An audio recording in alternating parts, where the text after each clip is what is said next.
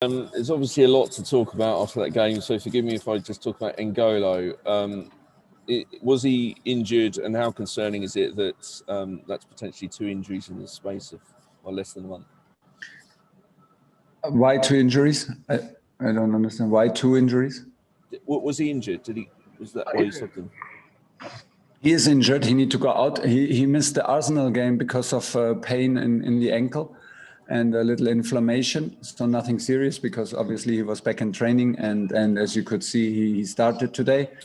But actually he got, like, in winning the ball in this situation, I think the opponent fell on his ankle, twisted it again, and he had immediately the same pain than he had before the Arsenal game when he missed it, and then he was lacking force to accelerate, and we had to take him off. I mean, can there be any harder challenges than going 1 man down and taking N'Golo Kante off at the same time at halftime at Anfield? I don't know, and playing towards the cup, having Liverpool playing towards the cup.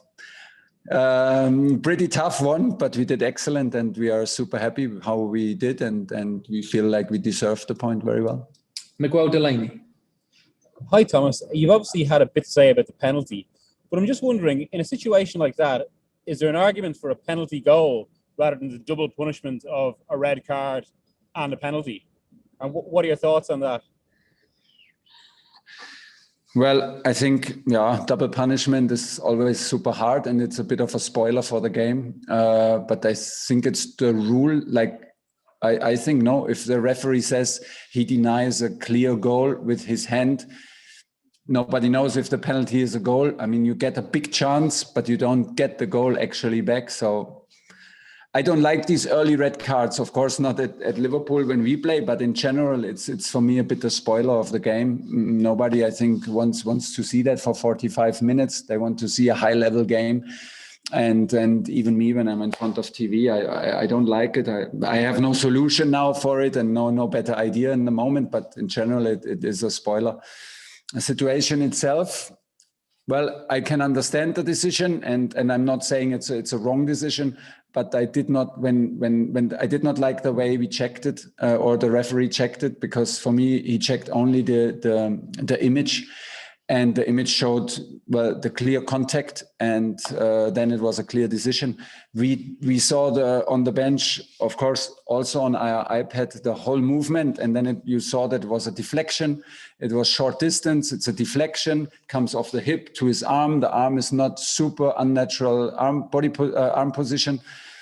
So I heard already referees explaining that this is then not a punishable action.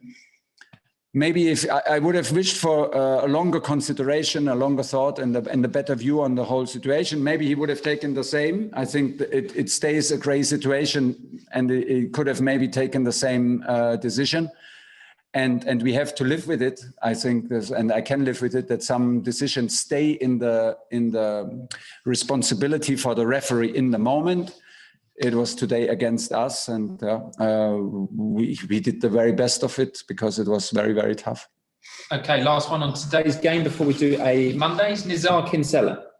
Hi, Thomas. Andreas Christensen was given the man of the match. Probably could have been given to anyone, really, but just how important is he in your future plans? Because there's some noises that he's going to sign a new contract, and I just want to ask about Pulisic as well.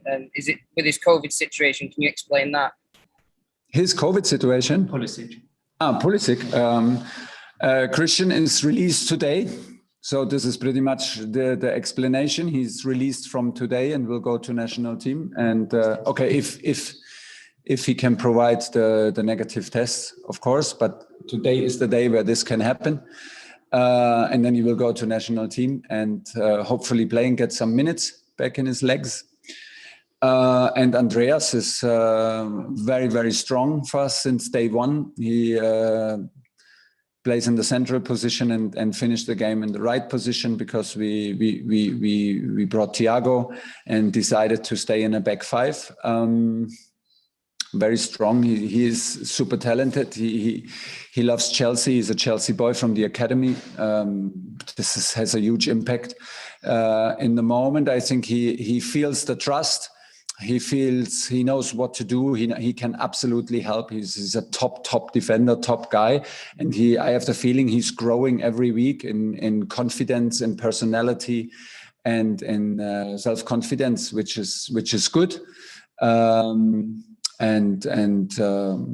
Is doing fantastic since day one and getting better and better. Okay, that's the end of today's review. We're now going to do a quick Mondays with an embargo of 22:30 tomorrow night. That's Sunday night, and we'll begin with